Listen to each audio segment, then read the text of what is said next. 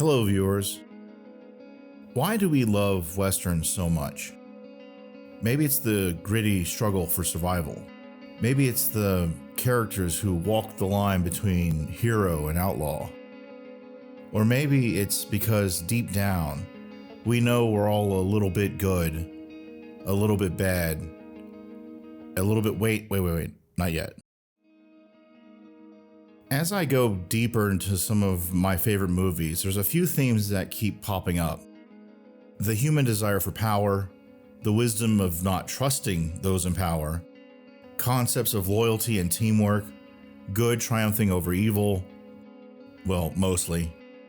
Some of the more complex and interesting stories we all enjoy include characters, to varying degrees, that embody aspects of different points of the spectrum of goodness, blurring the clear-cut labels that we see in, say, fairy tales.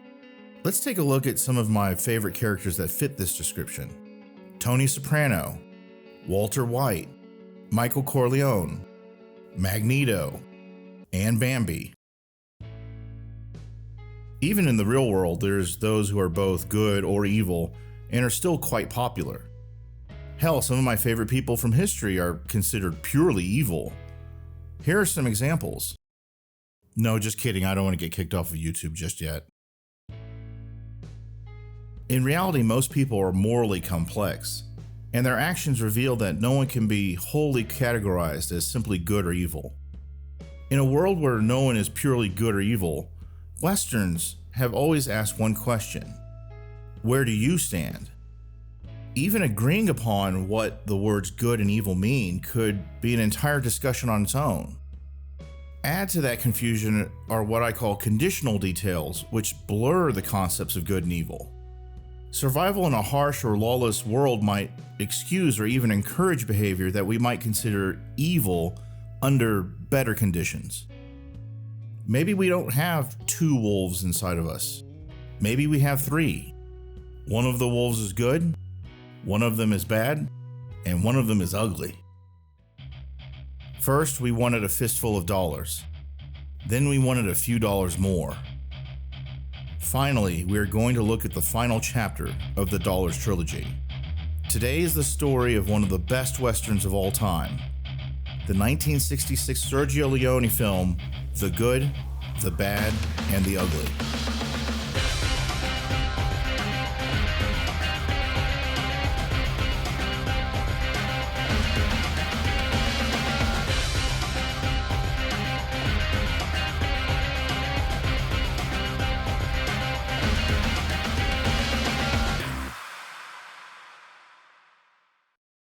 If you're like me, you've watched The Good, the Bad, and the Ugly multiple times.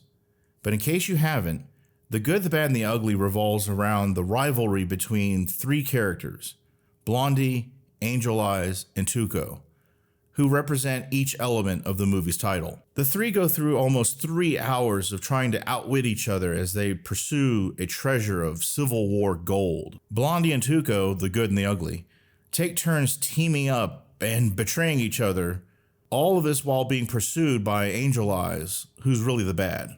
Clint Eastwood returns as the man with no name.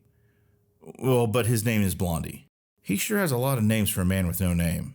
While Blondie is labeled as the good, he's far from the pure hero typical of many classic Westerns. He manipulates situations for personal gain, particularly in his partnership with Tuco. The movie starts with Blondie and Tuco running a con to exploit Tuco's much-deserved wanted status. Tuco, played by Eli Wallach, labeled as the ugly, is perhaps the most complex and human of the three, which makes him my favorite character in the movie. His quote-unquote ugliness refers to not just his physical or moral imperfections, but to his struggle for survival in such a brutal world. He's both a perpetrator and a victim, displaying cunning and ruthlessness, but also of vulnerability. On the other hand, there's Angel Eyes, played by Lee Van Cleef. He is the bad in this movie, who seems to fit the traditional mold of a villain more closely than the other two characters. He is methodical, ruthless, and completely self-serving, willing to kill anyone who stands in his way. However, it could be said that even Angel Eyes follows a personal code. He completes the jobs that he's hired to do, whether it's assassinations or torture, showing a certain consistency in his behavior. Set in the American Southwest during the only civil war the U.S. has ever experienced so far, The Good, the Bad, and the Ugly blends the cinematic elements of the Western genre with the historical backdrop of the war, which plays a key role in shaping the narrative. The suffering and the lawlessness caused by the Civil War, both directly and indirectly, serves as a chaotic and brutal backdrop. While the main characters, Blondie, Tuco, and Angel Eyes, are not directly involved in the conflict, the war influences the environment they navigate, particularly in the scenes involving soldiers, prisoners, and battles. The war really adds a layer of devastation to the landscape, showing towns ravaged by conflict, soldiers fighting for causes they don't fully understand, and a sense of lawlessness that challenges survival. The plot takes us from small, desolate towns to barren deserts to war zones actively involved in the conflict. The wide open spaces emphasize isolation and the lawlessness of the West, reflecting the vastness of the characters' journey and their pursuit for the hidden treasure.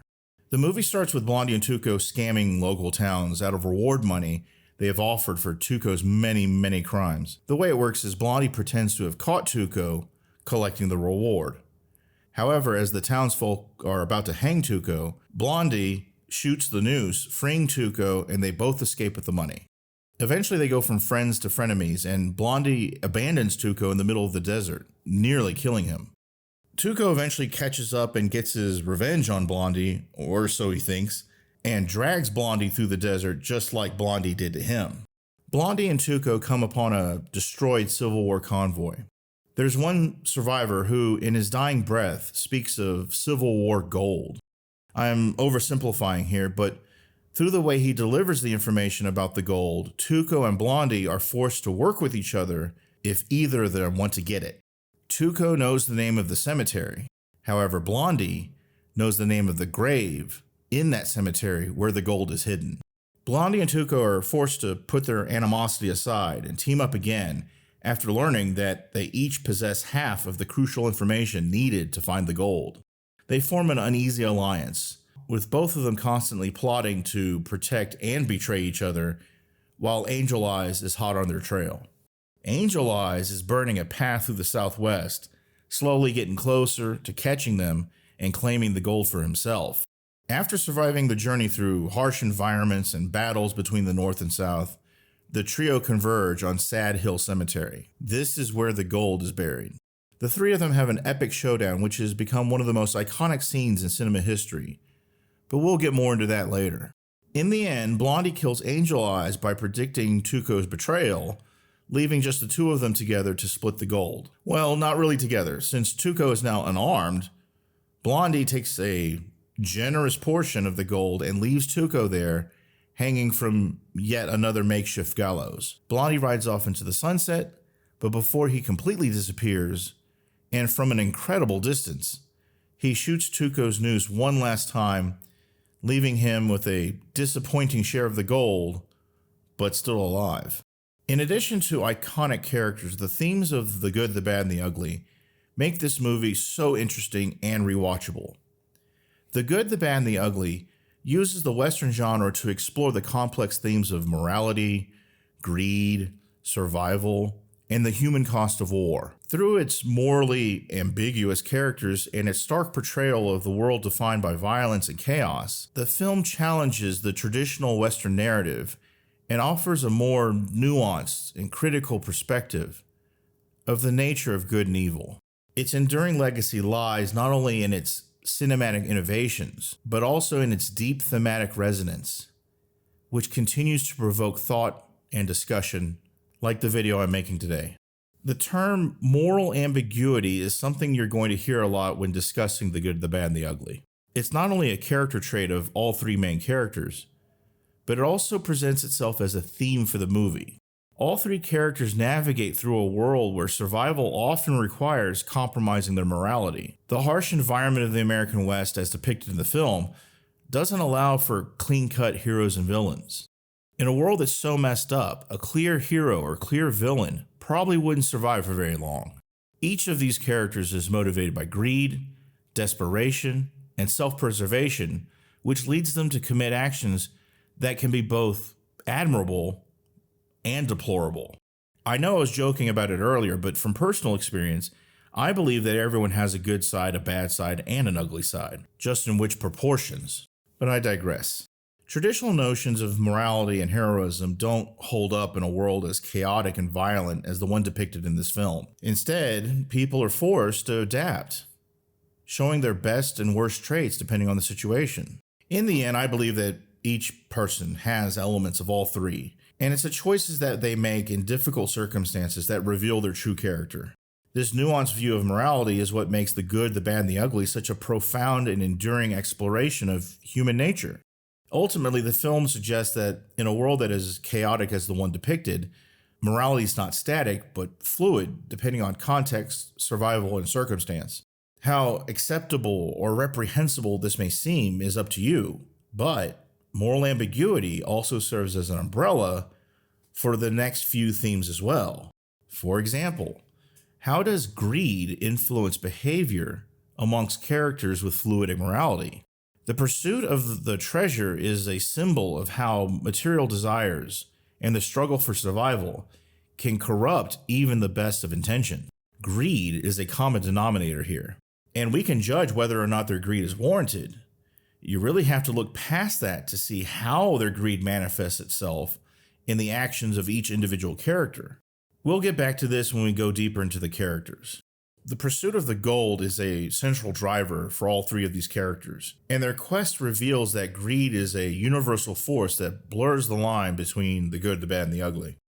This pursuit of the treasure serves as a metaphor for the corrupting power of greed. Each of the three main characters is motivated by the potential gain for wealth, but their pursuit brings out the worst in them. Greed blinds them to the human suffering around them, particularly in the context of the Civil War. Each character's actions, whether noble or violent, are ultimately driven by self-interest, further highlighting the film's view that morality is often dictated by circumstance and opportunity. And even though all three characters are driven by greed, one of them, Blondie, seems to be much more clever about his greed and shows occasional mercy, and perhaps that combined with his appearance, which is much more in line with heroes from other westerns, he gets the title of good. Because the other two don't seem to have those traits, they get the silver and bronze, or the bad and the ugly. Speaking of bad and ugly, the parallels between greed and war is a key theme I believe Sergio Leone wanted front and center in this epic. The Civil War, raging in the background of the entire movie, parallels the characters' personal lust for treasure. Soldiers fight and die for causes they don't fully understand or don't have vested interest in, while Blondie, Tuco, and Angel Eyes engage in their own violent struggle for riches. The big difference is, and maybe I'm looking too much into this, is that the soldiers are dying for someone else's greed, not their own personal ones. Our three main characters, however, are serving their own desires for wealth and power. Yes, they also make others suffer to satisfy their personal greed, but the separation between those whose greed leads to war and those who actually fight in them is immense. This dual narrative of the war and the treasure hunt suggests that war and personal greed are interwoven, with both leading to dehumanization. The juxtaposition of the personal struggle for treasure with the larger national struggle of the Civil War amplifies the film's commentary on the nature of conflict. War, in the film's view, is not about grand ideals, but rather about survival, greed, and the chaos that envelops everyone, which leads me to the next theme. Sergio Leone did not paint a romantic picture of the Civil War, highlighting its senseless destruction and suffering it inflicts on ordinary people. The characters move through the landscape scarred by war, towns reduced to rubble, battlefields littered with the dead. Yet for Blondie, Tuco, and Angel Eyes, the war is little more than a backdrop to their personal quest. They remain largely indifferent to its ideological stakes, concerned with only their survival and wealth. The Civil War scenes, particularly in the bridge battle, underscore this futility of the conflict. In one scene, a Union captain explains that neither side can cross the river because both armies are entrenched on opposite sides. The battle to destroy the bridge becomes symbolic of a broader futility of war. Men die in a conflict that seems to achieve nothing. Blondie and Tuco's destruction of the bridge suggests that, for them, the war is an obstacle to their goal rather than a cause worth fighting for. And the final theme, for now, like some of my favorite Westerns, The Good, the Bad, and the Ugly deconstructs the traditional myth of the American West. While Westerns of the past often have depicted the West as a place of clear moral dichotomies, where good has triumphed over evil, The Good, the Bad, and the Ugly presents a more cynical view. The film's characters are anti-heroes, lacking the clear moral righteousness of traditional Western protagonists. Even Blondie, the closest the film comes to a hero, is flawed. The West, in Sergio Leone's vision, is not a place of idealized justice, but a harsh, unforgiving landscape where morality is a luxury that few can afford. Speaking of harsh and immoral, let's go deeper into the three main characters. I keep using the word iconic, but after watching this movie over and over again, you start to realize that almost every element could be considered iconic. But let's focus on the main characters. Sergio Leone's films do not spend much time developing the histories of his characters. The situation they're in, the plot, the setting, the conflict, and the suspense are really what provides the canvas for the events of the film. With one notable exception, Tuco. We get a surprising amount of backstory on Tuco relative to the other characters, which is part of one of my favorite scenes in the movie. But we'll go deeper into that later. With that exception considered, it's not really the character's backstory that's so important. It's their actions in the world that Sergio Leone created. So let's start with Blondie. The film suggests that in a world as chaotic and violent as the one depicted, survival requires a willingness to compromise morality. However, it also hints at the possibility of retaining some semblance of honor and compassion, as seen in Blondie's actions. In the gray complexity, and despite what's being framed as the good, Blondie, as I said earlier, is not a pure hero. He manipulates situations for personal gain, especially in his partnership with Tuco, where they exploit Tuco's wanted status for reward money. His actions, though less brutal than Angel Eyes, are still morally ambiguous. Blondie, while less overtly brutal, also operates within a survivalist framework. His manipulation of Tuco in their bounty scheme shows his willingness to exploit others for personal gain. However, he also displays moments of compassion, suggesting that while survival is his priority, he still retains a sense of humanity. And that's what sets him apart, is that he's not without compassion, as seen with his mercy, when cruelty would have been a choice that others would have made. Like when he gives that dying soldier a cigarette, and when he spares Tuco at the end of the film, choosing not to kill him, but leaving him in a humiliating and frustrating position instead. However, Blondie isn't above leaving Tuco to die in the desert when it suits him, showing his pragmatic side. Blondie's decision to spare Tuco at the film's climax, despite having ample opportunity to kill him, raises questions about the nature of justice, at least in his mind. Blondie is fully capable of both ruthlessness and mercy, suggesting that justice in this world is not absolute, but rather shaped by individual choices. On the other hand, Angel Eyes is the most straightforward in his depiction of evil. His actions are driven purely by personal gain, and he is merciless in the pursuit of this treasure. However, and as I said earlier, he operates under a strict personal code, always completing his jobs regardless of the consequences, showcasing that even those who are considered evil sometimes adhere to their own set of rules. This reveals that badness is not as simple as an absolute evil, but often comes with its own logic and justification. I'm not defending the guy. I'm just explaining why I find him to be such a complex character. But let's talk about my favorite character, Tuco. He has the most depth, he has the best lines, and he has the most complexity of all three of these characters. And I mean no offense to the late Eli Wallach, but Sergio Leone really leaned into his physical appearance to convey the sense of ugliness. While the other two are tall and slim and debonair, Tuco is short and fat for the time, and filthy throughout the movie. He's shown frequently, close up, how sweaty and grimy his skin is in so many scenes. I know sometimes directors feel that they have to beat the audience over the head with themes, but Tuco could have easily been quote-unquote ugly despite his physical appearance. It's his behavior and lack of morality that makes him ugly. Tuco represents the chaotic middle ground between good and evil. His character fluctuates between moments of vulnerability and brutal cunning. He is both a victim and a perpetrator, a character driven by survival, making him a tragic and complex figure. Tuco's actions can be described as both selfish and violent, as he constantly looks for ways to manipulate situations for his benefit. However, his backstory, where he confronts his brother in a touching yet bitter conversation about their lives, reveals his more tragic side. The man he is in the movie has been shaped by a tough and unforgiving world, making him both ugly and someone you can sympathize with, or is it empathize? Tuco's desire for revenge against Blondie after being left in the desert showcases this theme. In a world where law is absent, individuals must enact their own form of justice. Tuco's pursuit of Blondie is driven not only by survival, but also by a sense of personal justice for being wrong. Again, I'm not endorsing his actions, I'm just explaining why he's a complex character. Tuco's character epitomizes this theme I've been repeating this whole video, this theme of survival. He is a product of a harsh environment, using only his wits and ruthlessness to stay alive.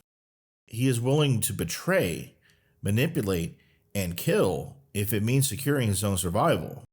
His journey throughout the movie reflects the lengths individuals must go to in a world devoid of law and morality. The interactions between Blondie, Tuco, and Angel Eyes brings a psychological depth and a moral complexity to The Good, the Bad, the Ugly that makes it more than just your typical Western. They're constantly shifting alliances, their contrasting personalities, and unpredictable choices add layers of tension and character development that elevates this film into a study of human nature, survival, and the cost of greed. It's this nuanced, dynamic interplay that made this movie an enduring masterpiece in the world of cinema. The characters' alliances can best be described as temporary, keeping the audience guessing. Blondie and Tuco team up, betray each other, and then they're forced to rely on each other again. Their partnership is born out of necessity rather than loyalty, which makes it tense and filled with hidden motives. Their alliance to stay one step ahead of Angel Eyes, who's pursuing the same treasure, becomes all the more thrilling as they constantly test and push each other's limits. Blondie's stoic and calculated calm contrasts sharply with Tuco's chaotic, impulsive nature, while Angel Eyes embodies a chilling and ruthless evil that is detached from either of the other two characters' sense of loyalty or justice.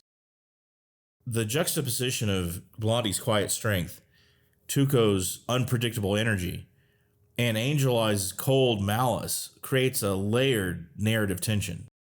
Each character's presence in this movie elevates the other characters by playing off their distinct traits, creating a triangle of conflict and moral contrast that keeps the audience deeply engaged. The Good, the Bad, and the Ugly is filled with iconic moments that have cemented its status as one of the greatest westerns of all time. From intense standoffs to masterfully shot sequences, the film's memorable scenes have become cultural landmarks. Each scene adds depth to the characters, advances the plot, and gives the movie a greater and deeper contextualization that elevates this movie above others in the genre. For the purposes of this section of the video, I want to focus on two scenes in particular that I think really illustrate what I mean. The scene where Tuco really confronts his brother serves as a turning point, humanizing a character who might otherwise been seen as purely villainous or comical. It adds layers to his motivations and illustrates the impact of life choices and circumstances, and reinforces the theme of moral ambiguity that permeates the film. Through this intimate and emotionally charged moment, The Good, the Bad, and the Ugly deepens its exploration of human nature, making it one of the most impactful scenes in the movie. This scene really spoke to me because my relationship with my own brother has been contentious at times throughout our history. We also chose very different paths in life, and that's why I think this scene speaks to me so much. And if you're wondering, I'm definitely Tuco in this exchange. The scene offers a rare insight into Tuco's vulnerability and humanity, bringing unexpected depth to a character often portrayed as comically chaotic or morally reprehensible. It adds a layer of tragedy to the story, showing how his past has shaped him into the man he is in the movie. Up until this point in the movie, Tuco is primarily seen as a self-serving bandit, willing to manipulate and betray others to survive. The encounter with his brother, however, reveals that he comes from a family of broken relationships and that his path into crime was likely influenced by circumstance as much as personal choice. Through this interaction, the audience learns that Tuco grew up poor and chose a life of crime, while his brother chose a life of piety. This detail about his background provides context for Tuco's behavior, making him more complex and relatable as a character. This scene subtly suggests that Tuco's criminal life may have been less about moral failings and more about survival in the harsh world, or perhaps both. The relationship between Tuco and his brother is strained, marked by resentment and misunderstanding.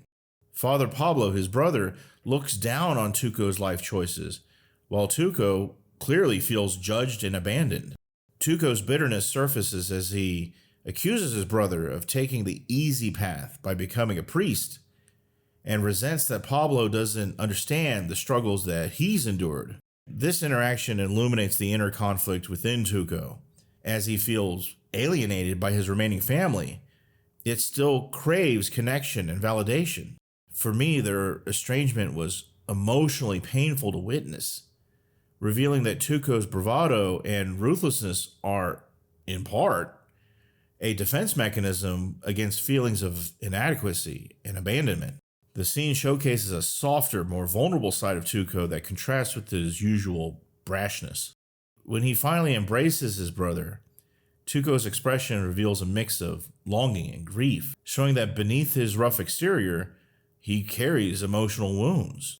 This moment of vulnerability makes Tuco a more sympathetic character and challenges the audience's perception of him as merely, quote-unquote, the ugly. It hints at a brokenness and pain that makes his character more tragic, creating a moment of empathy that deepens the moral complexity of him and the film. Father Pablo might be on the right side of morality, but his judgmental attitude and his inability to empathize with Tuco's struggles shows his limitations. Tuco, though morally flawed, elicits sympathy because his actions are framed as a product of circumstance, blurring the lines between hero and villain. Well, he was never a hero. This scene foreshadows Tuco's journey through the film as he wrestles with his own identity and survival. His inner conflict remains with him throughout the film, coloring his interactions with Blondie and influencing his decisions, I believe. The Good, the Bad, and the Ugly is often seen as a rugged, action-driven Western, but this scene adds an unexpected emotional dimension. By allowing Tuco a moment of introspection and humanity, the film breaks from typical Western conventions, offering a glimpse of the emotional toll of a life defined by violence and survival. It adds gravitas to Tuco's character and elevates the story beyond a simple chase for gold.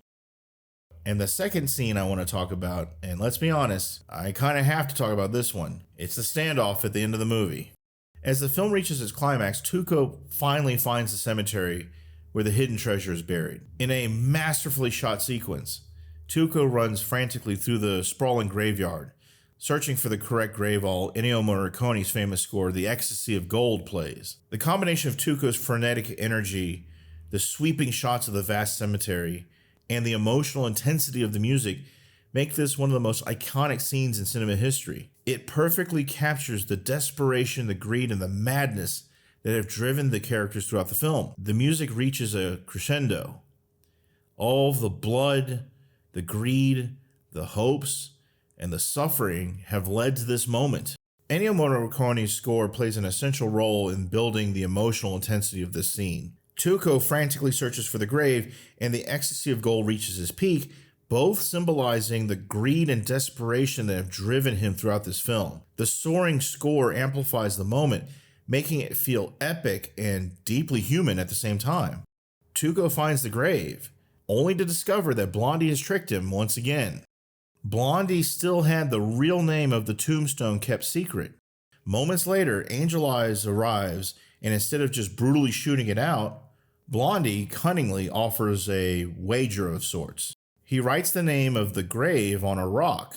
His wager is to have a three-way duel Is it a duel if it's 3 people? And whoever survives gets the rock and therefore the name of the grave and then all of the gold. I cannot overstate how this scene's impact lies not only within its masterful direction, but also in the intense psychological depth of the moment. The circular pattern of the graves becomes kind of a gladiatorial pit, reinforcing the idea that this is the ultimate showdown, the last test of wit, nerve, and survival. It's a masterclass in building suspense. This scene is almost entirely devoid of dialogue, relying instead on Leone's close-ups and Ennio Morricone's score, creating an overwhelming sense of tension.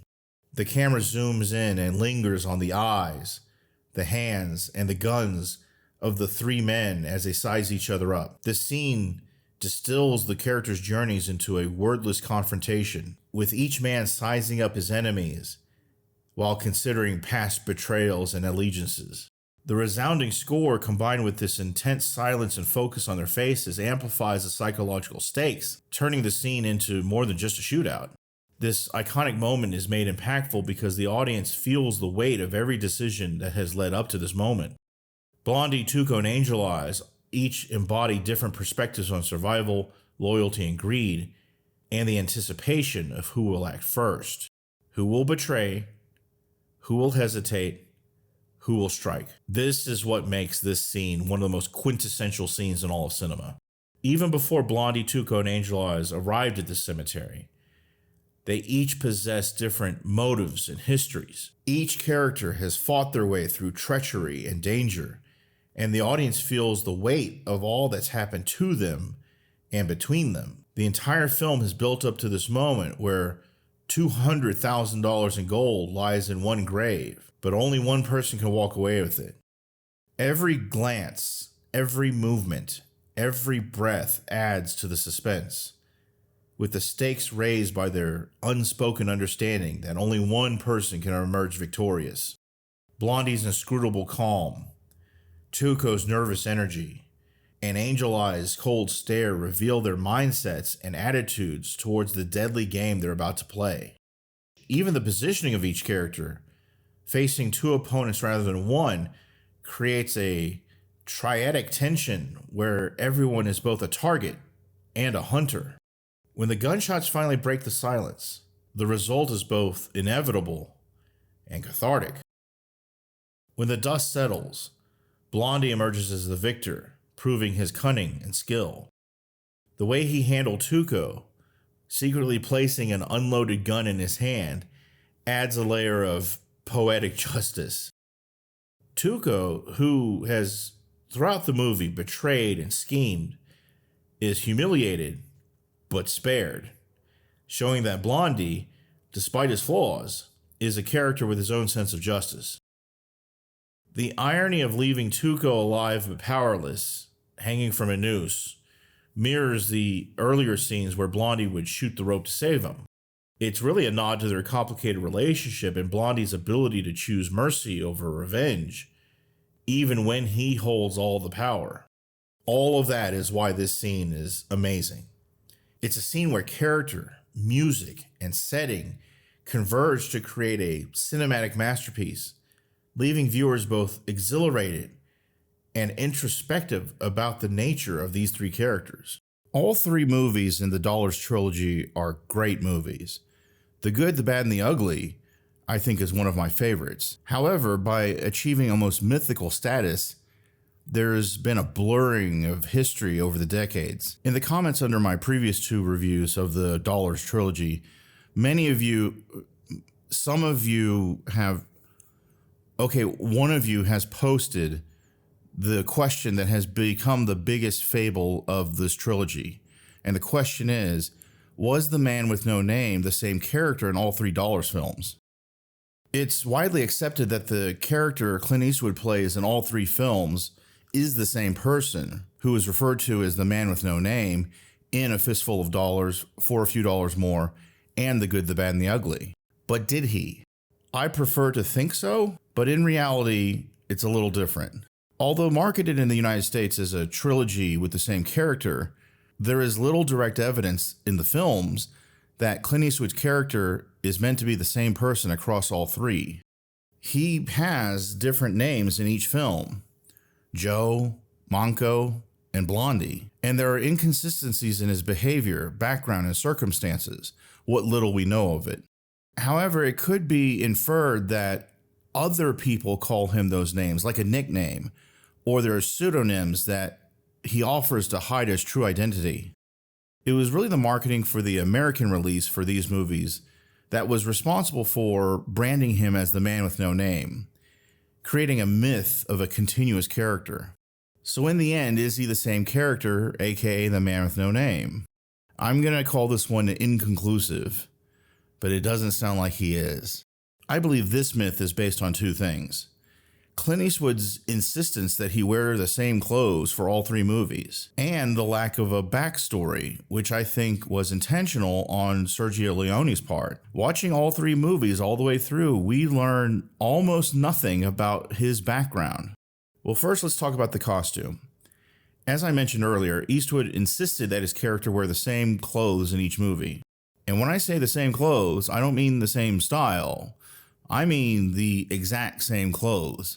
I hope they were washed in between movies. Clint Eastwood's style and demeanor are almost identical in all three movies. There's very little effort to establish any major differences between who he's portraying in The Fistful of Dollars for a Few Dollars More or The Good, the Bad, and the Ugly. So at least to me, Clint Eastwood, who I can't ask personally, thought they would be the same character.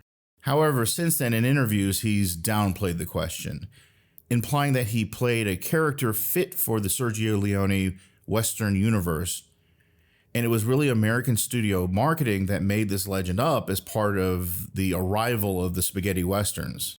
And for the second reason, the lack of a backstory, I honestly don't think Sergio Leone cared about the depth of his characters. And that's not meant to be a criticism. His style of filmmaking was like taking a snapshot of an event, and we're only allowed to get to know these characters through the actions of this set period of time. His focus was on scenery, plot, tone, tension, and all the things that make his movies great. Did we really need someone to come on screen like in modern movies and say, hey, that's the man with no name. He's a lone gunman with a history of greed and skill with his gun. And now I'll go into his backstory. No, of course we don't need that. As a matter of fact, a lot of characters are ruined when people try to give them a backstory. Sometimes it works, such as Indiana Jones, Vito Corleone, Saul Goodman. But there's a lot of times where it doesn't work. For example, Michael Myers, James Bond, Freddy Krueger, RoboCop, Leatherface, Deckard from Blade Runner, Xenomorph from Aliens, Charles Xavier, Jack Sparrow, The Thing from The Thing, Snake Eyes from G.I. Joe, with a Vampire, Scar from The Lion King, Jigsaw from Saw, The Wizard, the Doll from Annabelle, the Chick from The Ring, The Predator, Han Solo, Lando Calrissian, Darth Vader, Leia Organa, Boba Fett, Luke Skywalker, Kylo Ren, Obi-Wan Kenobi, Emperor Palpatine, Tyrone Palpatine. In each case, these backstories detracted from the character's original lure by explaining way too much, contradicting established traits that we enjoyed, or humanizing them in ways that kind of remove their mystique. These things I don't want in a Sergio Leone movie. Successful characters often rely on a degree of mystery, allowing audiences to fill in the blanks, which creates a personal and lasting connection. When that mystery is over-explained or contradicted, it can dilute the character's essence and weaken the impact of the original. So in the end, was it the same character in all three movies? Probably not. Do I like to pretend he is? Absolutely. Sergio Leone's The Good, the Bad, and the Ugly is almost universally regarded as one of the greatest Western films ever made, and for good reason. It revolutionized the genre, both in terms of storytelling and cinematic techniques, and its influence on film as a whole cannot be overstated. Sergio Leone's directorial style is one of the film's defining features. The cinematography in The Good, the Bad, and the Ugly helped redefine the visual language of Westerns, influencing filmmakers for decades. Leone's visual style, including his use of wide, desolate landscapes contrasted with extreme close-ups, has become one of the most recognizable styles in film history. Although the film focuses primarily on the personal quest of three men, it is set against the vast backdrop of the American Civil War, which adds that layer of an epic scope to the story. The large-scale battles and sprawling landscapes give the film a grandeur that elevates it above a simple Western story. Leone seamlessly weaves the personal greed and ambitions of the characters with the chaos and the destruction of war, suggesting a parallel between the two. The film's final standoff, for instance, has nearly no dialogue, and it's heavily drawn out with a slow build-up towards a climactic moment. The editing, particularly during that standoff, is a masterclass on how to create suspense through visual storytelling rather than dialogue or action. This deliberate pacing allows suspense to build to a crescendo, making the payoff even more impactful. But we can't really go any further without acknowledging the amazing score by Ennio Morricone. The film score is not just a backdrop for the action. It's an integral part of the film's atmosphere and storytelling. The main theme, with its iconic whistling and coyote-like yells, has become one of the most recognizable pieces of film music in history. Morricone's score often mirrors or amplifies the emotions and motivations of the characters on screen. His use of electric guitar, whistling, and choir vocals broke away from the orchestral scores typical of the genre, giving the film a distinctive modern edge. The haunting, wordless melody became instantly iconic, adding to the film's overall impact on popular culture. The soundtrack's success brought Morricone's music to the forefront of cinema and established it as a key component of the spaghetti western genre. But back to Leone. Leone took many of the established conventions of the western genre and either refined it or subverted them. He stripped away the romanticized notions of the Old West that had dominated earlier Western films. This new vision, which we now know as the spaghetti westerns, fundamentally reshaped the Western genre. While classic Westerns often idealize the Old West as a place of rugged individualism and manifest destiny, Leone's versions in all three movies is dirty, chaotic, and lawless. Violence is random, and the characters are motivated by self-interest rather than justice or honor. This more cynical portrayal resonated with 1960s audiences, reflecting the growing disillusionment of the time. The 1960s was a chaotic period in history, especially for Americans. I've gone over that period of time in other videos, but you can imagine how a movie like The Good, the Bad, the Ugly really reached out and impacted its audiences at the time. At the time, the film not only redefined the Western genre, but also had a significant impact on the new Hollywood movement of the late 1960s and early 1970s. Its gritty realism and unconventional storytelling techniques were embraced by a new generation of filmmakers. Many directors, including Quentin Tarantino, Martin Scorsese, and Robert Rodriguez, often cite Leone's films as major influences on their work. The film's themes, characters, and musical score have permeated popular culture, being referenced in parodies in countless other films, TV shows, and media. The iconic standoff scene, for example, has been recreated or paid homage to in films ranging from Back to the Future Part 3 to The Matrix. That's Simpson. He thinks he's the Pope of Chili Town. Well, this year I am ready for him. Hello, Chief. Afternoon, Homer. Care for some chili? Sergio Leone's innovative direction, Ennio Morricone's unforgettable score, and its influence on both the Western genre and filmmaking in general have made it a timeless classic. It's a film that transcends its genre to become a universal exploration of human nature, greed, and survival, and its legacy continues to resonate with audiences and filmmakers alike. Released in 1966 during a time of significant social and political upheaval, the film's themes of greed, betrayal, and survival resonated with the countercultural attitudes of the era. The skepticism towards traditional heroes and the rejection of clear-cut morality in favor of more complex human behavior reflected the mood at the time, which was marked by disillusionment and established norms and authority. All of these elements combined perfectly to make The Good, the Bad, and the Ugly more than just another spaghetti western. It became a cinematic landmark that not only defined its genre, but also influenced the broader cultural landscape. Its impact transcended time, creating a legacy that has endured in popular culture and filmmaking.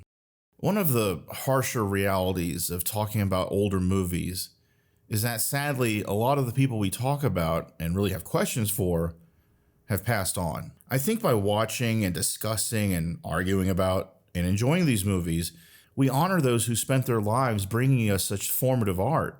From the trilogy, we lost Eli Wallach in 2014, Lee Van Cleef in '89, Gian Maria Volante in 1994, and Mario Brega in the same year. Sergio Leone passed away in 1989, Ennio Morricone died in 2020, and Clint Eastwood died in 2020.